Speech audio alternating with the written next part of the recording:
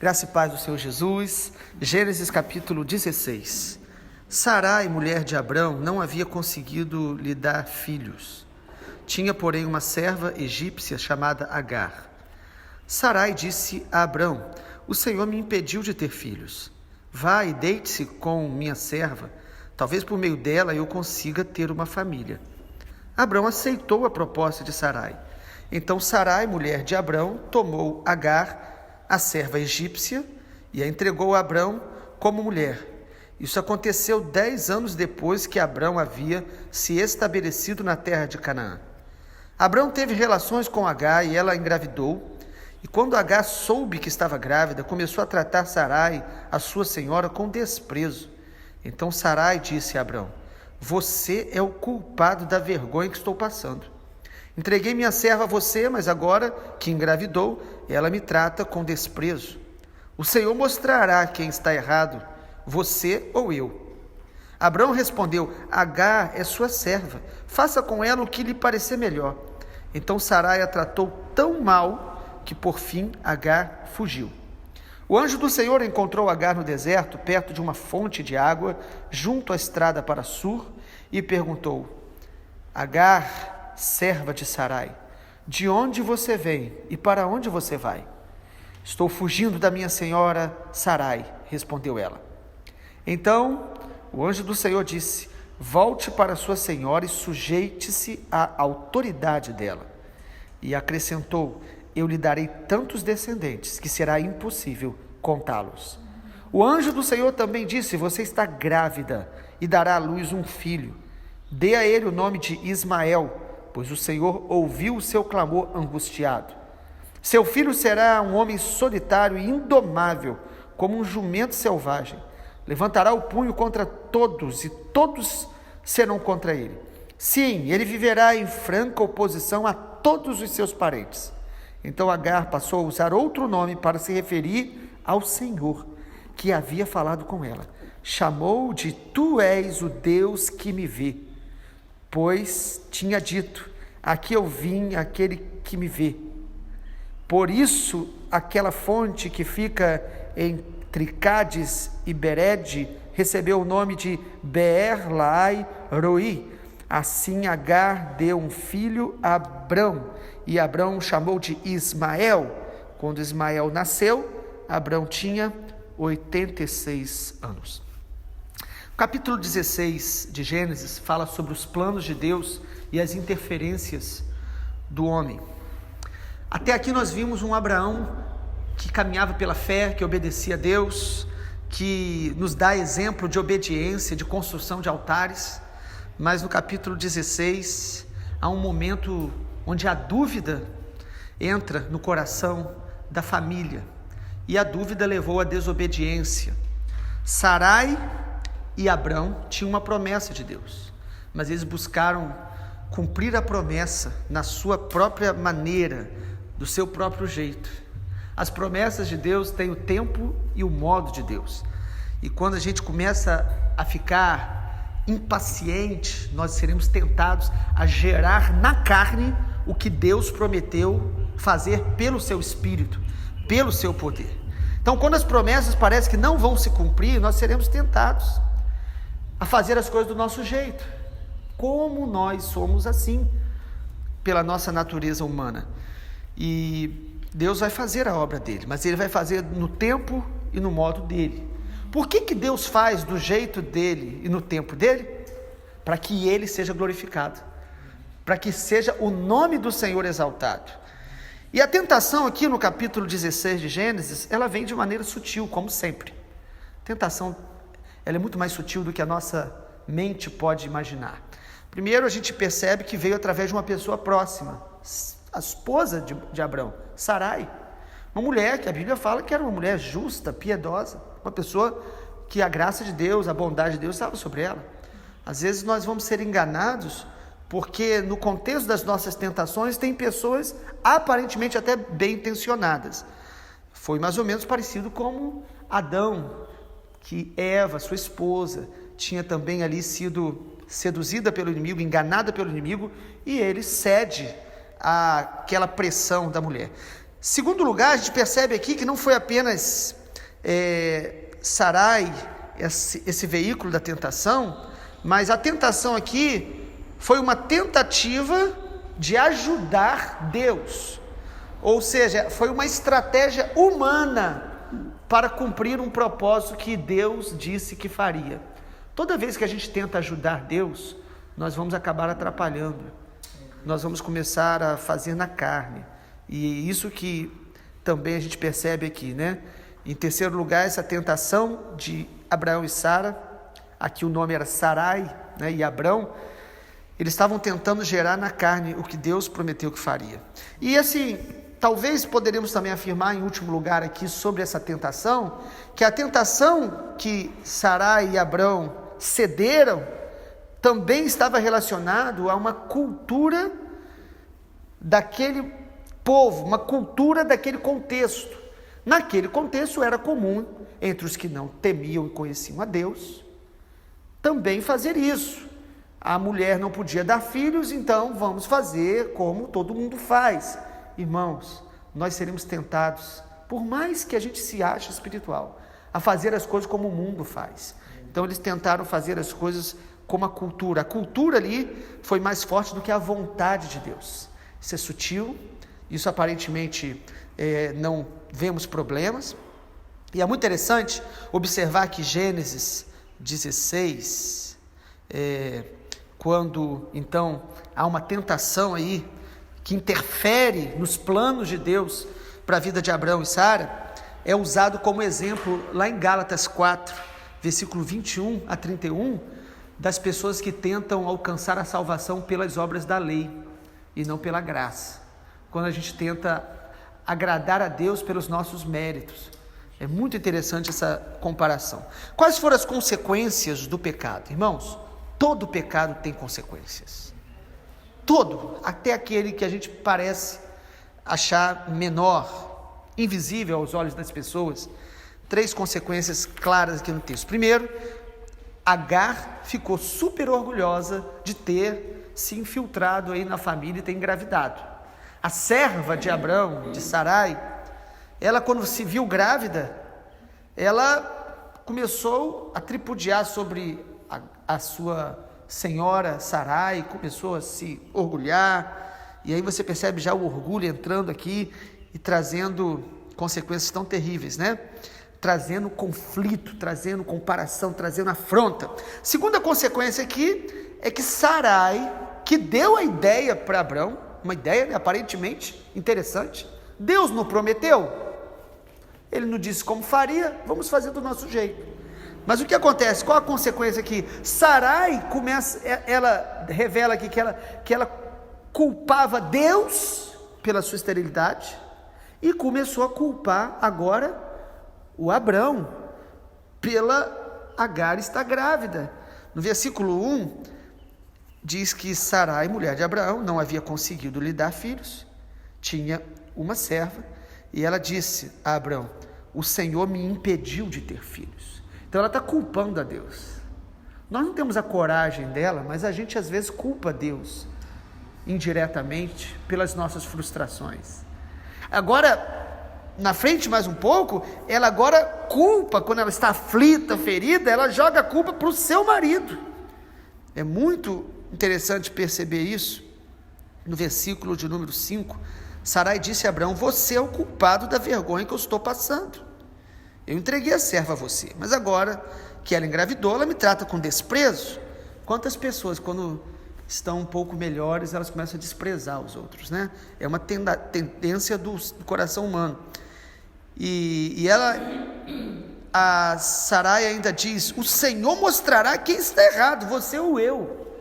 Você vê como que o pecado traz consequências, traz conflitos, traz discórdias, traz transferências de responsabilidade. A gente começa a culpar os outros quando o nosso coração está endurecido. Consequências do pecado. E a terceira consequência aqui do pecado foi que Agar, a serva de Sarai, grávida, foge para o deserto. Gente, fugir para o deserto era uma atitude totalmente inconsequente, e ainda mais uma mulher grávida. Mas Sarai não se conforma E ela afronta tanto Agar que Agar não consegue ficar naquele ambiente e foge. Quantas pessoas estão fugindo dos seus problemas de várias maneiras, por causa da dor, por causa da pressão, por causa da angústia? E assim foi. Mas lembre que nós falamos desde o início, os planos de Deus e as interferências do homem, que o capítulo 16 de Gênesis coloca. Então a história, o capítulo não termina de maneira negativa, pelo contrário. Capítulo 16, da desobediência de Abraão, termina falando sobre a misericórdia de Deus no meio das nossas transgressões, dos nossos erros, da nossa desobediência. O capítulo 16 então mostra agora Deus intervindo de maneira direta. Deus vem até Agar, no meio do deserto. Versículo de número 8 de Gênesis 16. Então, o anjo do Senhor disse. O anjo do Senhor apareceu ali. No versículo 7, o anjo do Senhor encontrou Agar no deserto, perto de uma fonte de água, junto à estrada para Sur. E aqui, irmãos, nesse encontro maravilhoso, é Deus que vem até ela. Não sempre é Deus que vem até nós. Nós o buscamos porque Ele nos atrai, porque a graça dEle é que opera em nós, tanto o querer quanto o efetuar. E Deus vem a Agar aqui na figura do anjo do Senhor, que aparece em alguns momentos com letra maiúscula, falando aí de uma aparição, de uma revelação de Deus. Deus vem mostrando a sua misericórdia. E como que Deus mostra a misericórdia aqui a Agar e até a Abrão, porque ali estava um descendente de Abrão no ventre de Agar. 3 maneiras que eu quero destacar que Deus mostra a misericórdia por ela e por nós. Primeiro, Deus mostra a misericórdia revelando que Ele conhecia Agar pelo nome, conhecia o sofrimento dela e se importava com ela. Isso é maravilhoso demais. Olha o versículo 8, diz assim a palavra de Deus, no versículo 7 primeiro diz, o anjo do Senhor encontrou Agar no deserto, perto de uma fonte de água, junto à estrada, e perguntou, Agar, serva de Sarai, de onde você vem, para onde você vai? E ela responde muito sinceramente, estou fugindo da minha senhora Sarai, respondeu ela. Agora diz assim, versículo 8, então o anjo do Senhor disse, volte-se para sua senhora, sujeite-se a ela, e acrescentou, eu lhe darei tantos descendentes, que será impossível contá-los. É impressionante quando o anjo pergunta, Agar, serva de Sarai, porque o Senhor chama ela pelo nome. Irmãos, é maravilhoso você saber que Deus conhece você, conhece o seu nome, conhece as suas crises mais ocultas aos homens, conhece os nossos pensamentos. Isso é misericórdia de Deus, de chegar diante de Agar e chamando-a pelo nome, pergunta para ela de onde ela está vindo, para onde ela vai. Ou seja, Deus mostra que Ele se preocupa com uma mulher ferida no deserto, grávida junto a um poço. Parece muito com a figura de João capítulo 4. Jesus vai até a mulher samaritana, uma mulher ferida, confusa, junto a um poço, e a Bíblia diz que Jesus passou por ali porque era necessário, Ele vai ao encontro dela. Isso é misericórdia de Deus. Agar participou diretamente do erro de Abrão e de Sarai, mas talvez entre todos era a mais inocente, porque ela, como serva, ela não poderia nem resistir àquela situação que aconteceu, mas ela também já demonstrava aquele orgulho que entrou no coração dela, e Deus veio a ela com amor e faz 2 perguntas importantes. Talvez os irmãos lembrem de Gênesis, lá no início, capítulo 3, 2 perguntas essenciais que Deus sempre vai fazer para a gente. Onde você está? Deus perguntou isso para Adão. E onde está o seu irmão? Deus perguntou isso a Caim. E agora Deus faz mais 2 perguntas essenciais para todos nós. Ele pergunta, de onde você vem e para onde você vai? E sabe o que é interessante? Ela responde de onde ela vem, mas ela não sabia para onde ela estava indo.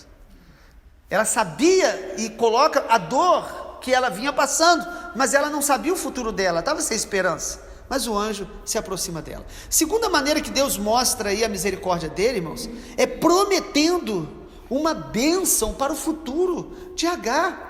Essa mulher não tinha perspectiva nenhuma, ela não tinha esperança nenhuma. Mulher grávida, rejeitada pela família onde ela estava, uma serva egípcia ali naquele contexto, uma mulher totalmente vulnerável, e Deus se aproxima dela e diz, olha no versículo 9, o anjo do Senhor diz, volte para sua senhora, sujeite-se a ela, e acrescentou, eu lhe darei tantos descendentes que será impossível contá-los. Deus traz uma bênção poderosa sobre ela e sobre os seus descendentes. Sabe, irmãos, como que isso se aplica à nossa vida?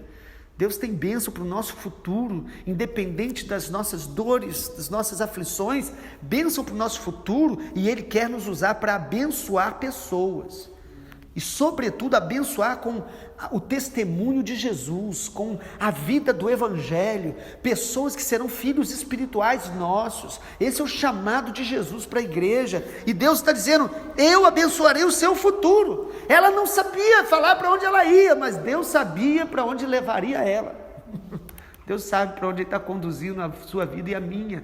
Isso é misericórdia de Deus, mesmo com as consequências das escolhas erradas que às vezes a gente tem, mesmo com essas consequências, porque você percebe que Deus não diz para ela assim, olha, eu vou te abençoar e vai ser tudo muito simples e vocês não terão problema nenhum. Irmão, nós temos que ler a palavra de Deus de maneira muito clara. Olha o que Deus diz no versículo de número 9, a gente já leu, fala sobre essa promessa, mas no versículo número 11, o anjo do Senhor disse, você está grávida, dará à luz um filho.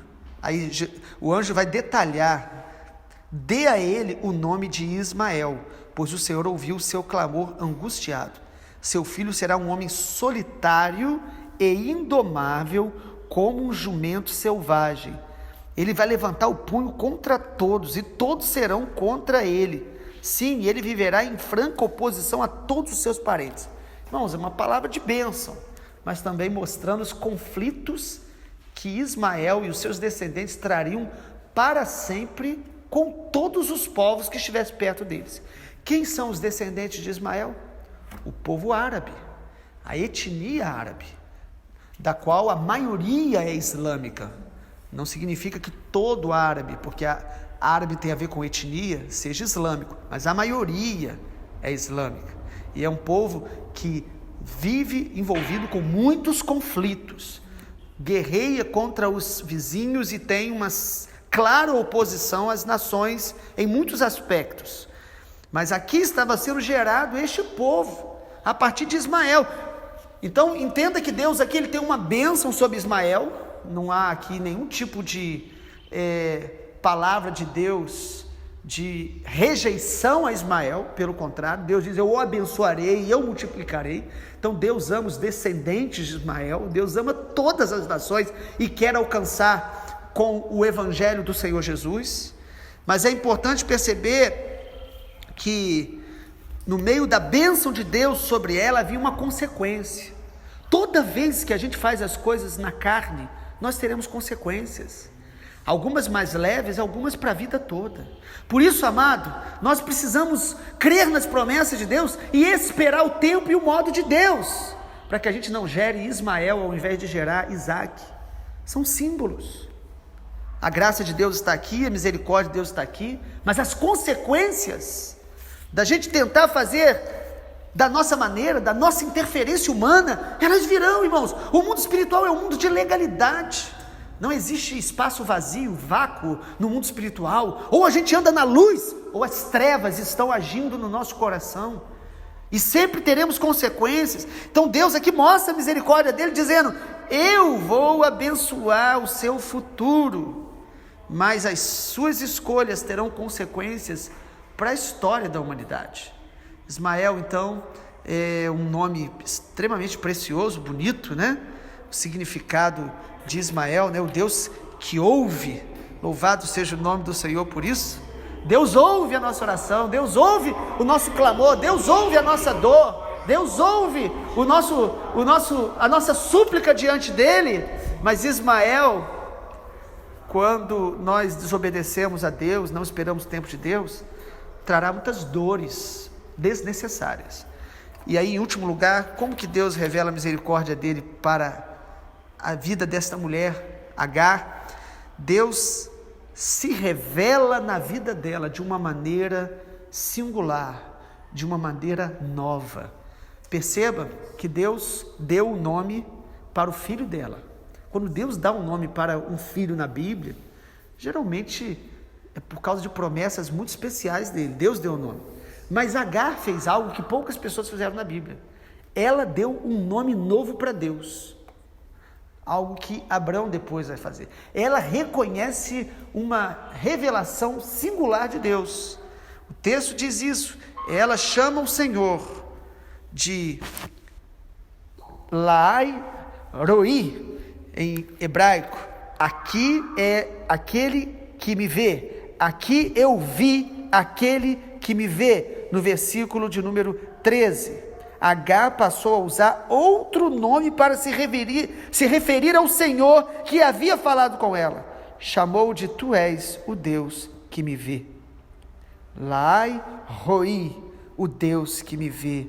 Naquele poço, naquele dia de angústia, naquele dia de aflição, uma mulher grávida, depois de ser ofendida, agredida verbalmente, desesperada, fugindo, sem saber para onde ela ia, incerta do seu futuro, o Senhor foi lá e revelou que Ele vê a nossa dor, Ele vê a nossa situação, Ele vê a nossa fraqueza. Agora, é importante perceber que essa misericórdia de Deus, se revelando na vida de Agar, veio também dando a ela uma direção para voltar ao caminho, para se consertar. E o que Deus fala para Agar aqui, irmãos, porque Deus é misericordioso, mas a misericórdia do Senhor, ela se manifesta naqueles que se quebrantam, que se arrependem. Então Deus fala claramente, amado, Deus é muito claro na Bíblia. Fala para Agar que Ele é o Deus que sempre a vê, mas que ela deveria voltar o caminho e enfrentar a situação, enfrentar o lugar da dor. Ele falou, volte para sua senhora, se submeta a ela. A maior dificuldade nossa não é falar que a gente crê em Deus, cantar, mas é se sujeitar às autoridades que o Senhor coloca na nossa vida, às situações que nós precisamos nos submeter para tratar das nossas feridas, do nosso orgulho ferido, das nossas dores. Então ela precisa voltar, enfrentar aquela situação, crendo que Deus cumpriria as promessas dele. Quando nós voltamos ao caminho, enfrentamos as dores, os medos e nos sujeitamos aos processos de Deus, nós estamos mostrando que a gente crê, que Deus vê, que Deus ouve e que Deus cumprirá as promessas dele do jeito dele. E Deus, então, se revela de uma maneira tão especial no deserto, no meio do deserto, onde você se sente sozinho, abandonado, parece que ninguém se importa com você. Deus vê, Deus renova a sua esperança, Deus te manda para um caminho específico. Por que Deus tantas vezes se revela no deserto, né, irmãos? Pergunta boa. Por que Deus falou para Faraó e para Moisés, deixa o meu povo ir para que me adore no deserto? Por que Deus nos leva para o deserto? Há muitas respostas na Bíblia. Deuteronômio diz que é para mostrar o nosso coração, nos aperfeiçoar, mas é muito importante uma verdade. Deus nos leva para o deserto para nos ensinar a adorar, porque quem adora no deserto vai ser capaz de adorar em qualquer lugar. Amém. Não vai se afastar do Senhor quando estiver na terra prometida. Vamos orar? Pai, obrigado, a Tua palavra é tão maravilhosa. Oramos para que ela possa aquecer o nosso coração nesses dias de batalha, de dúvida, de dor. Que cada um de nós que estamos agora diante dessa palavra, possamos contemplar o Senhor. E assim como Agar afirmar que o Senhor é o Deus que vê, o Senhor é o Deus que ouve o nosso clamor, o Senhor é o Deus que se importa conosco nas nossas dores, nas nossas dificuldades. Quando erramos, o Senhor é o Deus que tem planos para aquele que saiu do plano, e nós possamos voltar aos teus caminhos e teus processos, em nome de Jesus. Amém, Senhor. Amém.